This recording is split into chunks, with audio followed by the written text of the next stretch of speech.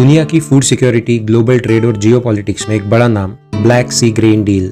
जब रशिया और यूक्रेन के बीच युद्ध शुरू हुआ तो इसका सबसे बड़ा असर ग्लोबल फूड मार्केट पर पड़ा। यूक्रेन, जो दुनिया के सबसे बड़े व्हीट और ग्रेन एक्सपोर्टर्स में से एक है, अचानक अपने ग्रेन एक्सपोर्ट्स नहीं कर पा रहा था। इससे कई देशों में फूड शॉर्टेज और प्राइजेस में भी उछाल आ गया। इस संकट को हल करने के लिए ब्लैक सी ग्रेन डील लाई गई। लेकिन ये डील आखिर क्यों खत्म हुई और अब इसे वापस लाने की कोशिश क्यों हो रही है? आइए इस पूरे मामले को गहराई से समझते हैं मेरी नजर से।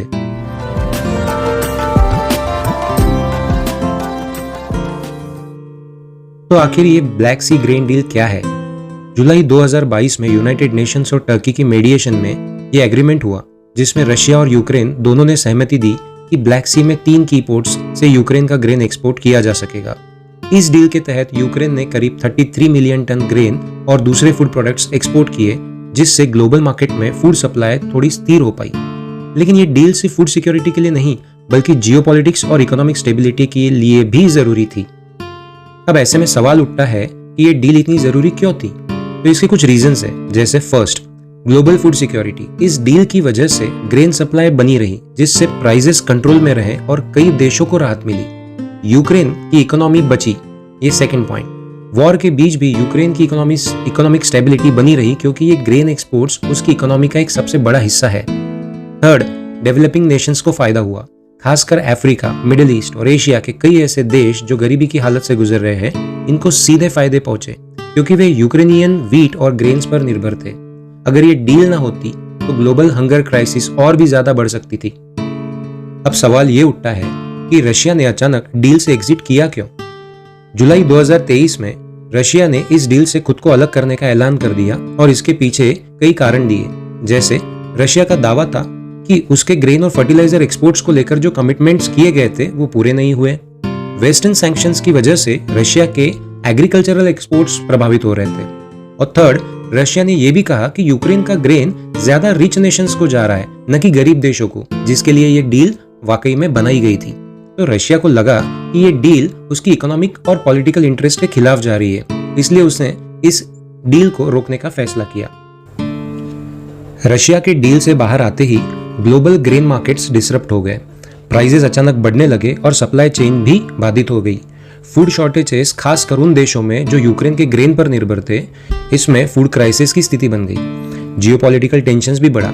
ये मूव वेस्टर्न नेशंस के खिलाफ रशिया की एक और रणनीति मानी गई, जिससे ग्लोबल डिप्लोमेसी और कॉम्प्लिकेटेड हो गई।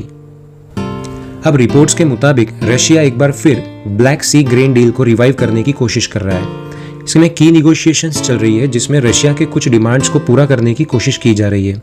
रशिया चाहता है कि उसके अमोनिया एक्सपोर्ट्स को फिर से अलाउ किया जाए और उसके एग्रीकल्चरल बैंक को स्विफ्ट सिस्टम से जोड़ा जाए। सऊदी अरेबिया, यूएसए और अदर ग्लोबल पावर्स इस बातचीत में मीडिएशन कर रहे हैं।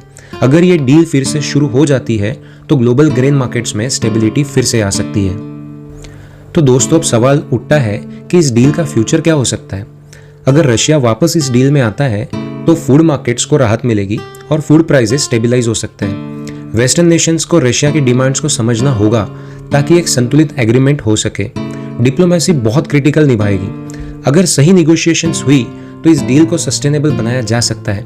लेकिन सबसे बड़ी चुनौती यह है कि क्या रशिया और यूक्रेन एक बार फिर भरोसे के साथ एक साथ आ सकते हैं?